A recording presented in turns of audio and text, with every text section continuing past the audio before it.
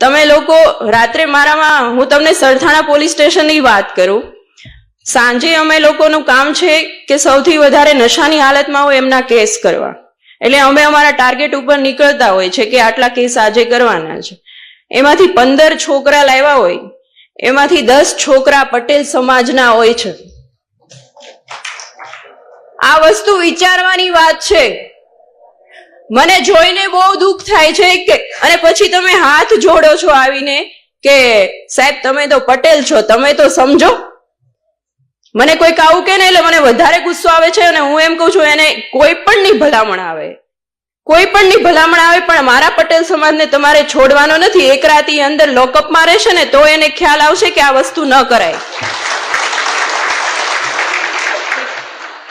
ખૂબ વિચારવાની વાત છે. મારે આ મતલબ અત્યારે સમાજના તમામ વ્યક્તિ બેઠા છે એટલે હું કહેવા માંગુ છું કે આ વસ્તુ વિચારવાની વાત છે.